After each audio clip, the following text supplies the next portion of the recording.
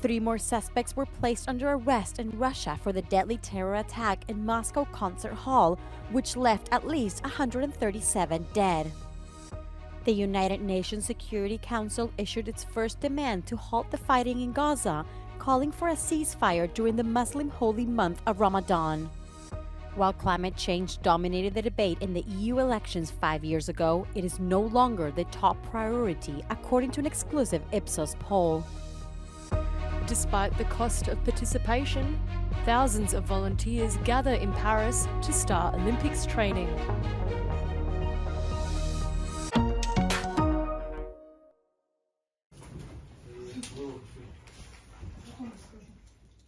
Three more suspects were placed under arrest in Russia for the deadly terror attack in Moscow concert hall, which, at the latest count, left at least 137 dead.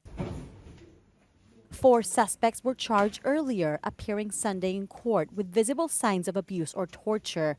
Only 2 of them admitted guilt, although it wasn't clear if it was under duress. Nous appelons à les autorités russes ne utilisez pas l'attaque terroriste de Moscou comme un prétexte, comme une motivation pour augmenter l'agression illégale contre l'Ukraine, et aussi ne pas en utiliser comme un prétexte pour l'augmentation de la répression interne contre les critiques de le régime en Russie. French President Emmanuel Macron said all signs indicate that the Islamic State carried out the attack. It would be cynical and counterproductive for Russia to blame Ukraine, he said. Italy's Interior Ministry is increasing security ahead of Easter following the terror attack in Moscow. The National Security Council said both surveillance and checks will be increased. Members of the UN Security Council took a moment of silence on Monday to honor the victims of the Russia concert hall attack. Meanwhile, Russia's foreign ministry spokesperson called into question assertions by the U.S. that the Islamic State was behind the attack. The 2 14-year-old schoolboys who helped evacuate people from Russia's Crocus City Hall received awards from Russia's Children Ombudswoman.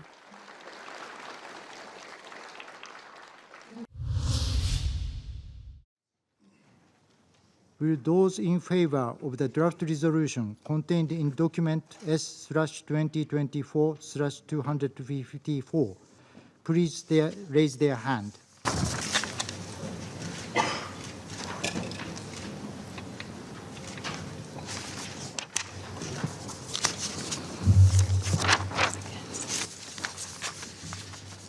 Those against?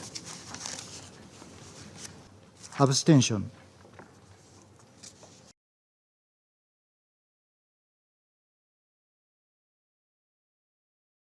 The result of the voting is as follows: 14 votes in favor, 0 vote against, 1 abstention.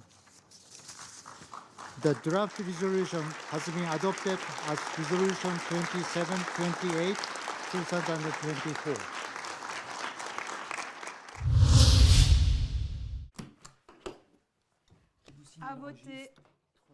The campaign for the European elections in 2024 will not be the same as that of 2019. While the climate issue dominated the debate 5 years ago, it is no longer a hot topic today. According to an exclusive Ipsos poll conducted for Euronews, the fight against climate change is a priority for 52% of respondents.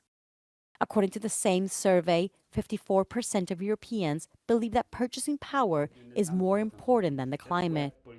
Yet, the fight against global warming remains a priority for the next European Commission. They managed to put politically, the situation is going to be very different, but the climate issue remains a top issue for the European Union and for the world, simply because even if we are distracted, the climate crisis remains and will unfortunately roll out its impacts on Europe in the coming years as well. The COVID-19 pandemic, the energy crisis, the war in Ukraine, and the reinforcement of defense capabilities have shaken up the European Union's climate agenda. However, geopolitical emergencies do not necessarily mean there will be an European Green Pact. The Commission's flagship project is expected to enter a new phase during the next legislature. Is not the environmental concern maybe the driver anymore? Is more competitiveness, is more security? The good news is that the green agenda is, for Europe, good for both competitiveness and security, because for a continent like Europe that needs to import 90% of the oil and gas it consumes, green solutions are the way to become secure from an energy perspective and avoid the situation we have had over the last 3 years. And it's the way to structurally reduce energy prices moving forward for all citizens as well. The Green Deal remains one of the central responses to strengthen European sovereignty and reduce energy bills.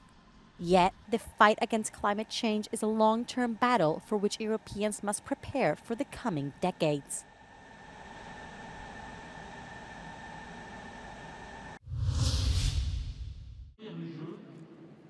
Roughly 45,000 volunteers descended on the Paris de la France arena over the weekend to kick off their involvement in the 2024 Paris Olympic and Paralympic Games. Passionate individuals from varying professions and parts of France attended the Saturday training conference for the mid-year event. Il fallait absolument que je participe à ma façon aux Jeux Olympiques. J'attends ça depuis tellement longtemps, j'espérais qu'on les ait en 2012. Il a fallu attendre encore 12 ans.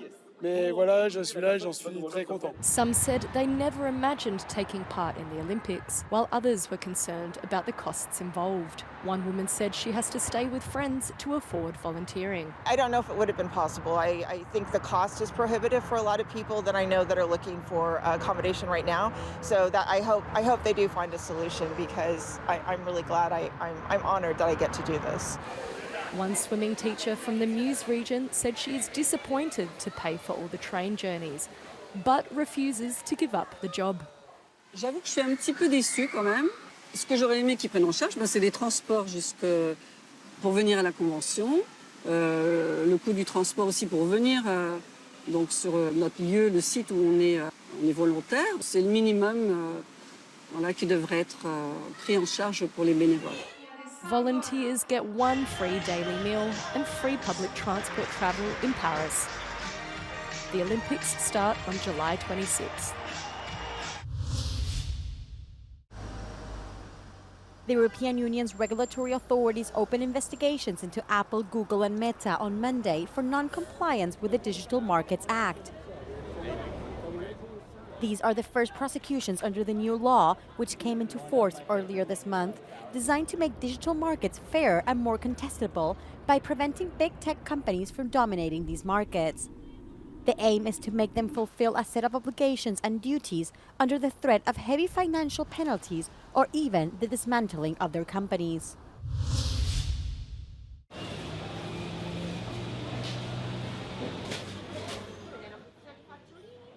Economic instability, high prices, shrinking social protection.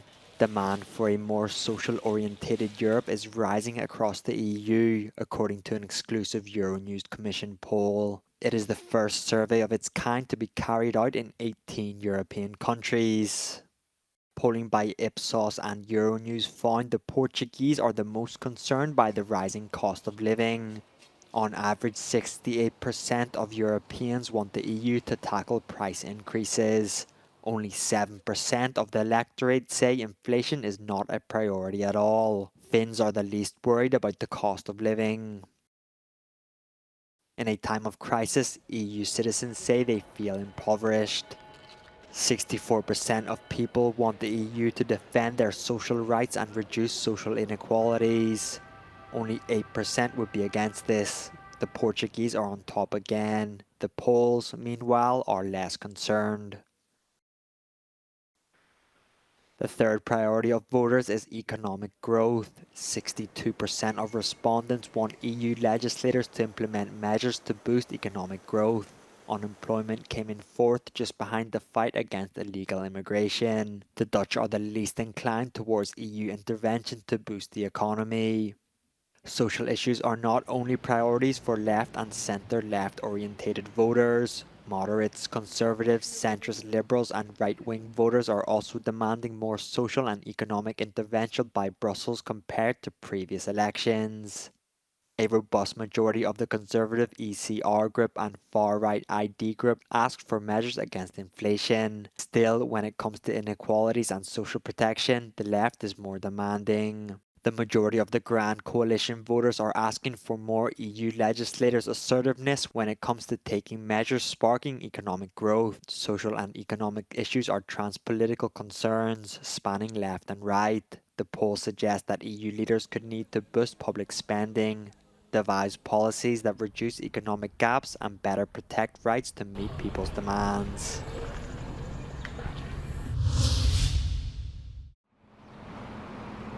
Almost 200 people have been arrested and kilos of illegal substances seized in French anti-drug raids at the beginning of the week. Police started the campaign a week ago in Marseille, with searches on Monday moving up the country's north. Depuis le début de la semaine, c'est déjà plus de 190 interpellations. Il faut voir que depuis le début de la semaine, on a saisi 25 kilos de cannabis, on a saisi plus d'1 kilo de cocaïne et à chaque fois, très nombreuses opérations, très nombreuses petites saisies sur de nombreuses personnes. Donc voilà, l'impact est important et l'impact est sur l'ensemble du département. President Emmanuel Macron dubbed their efforts as XXL cleanup on social media and said there were at least 10 more searches planned. Interior Minister Gérald Darmanin said officers raided buildings and conducted checks in Lille, Villeneuve-d'Ascq and Roubaix. In the first 3 days of the clampdown, 22 kilos of drugs, almost €400,000 and 4 weapons were seized.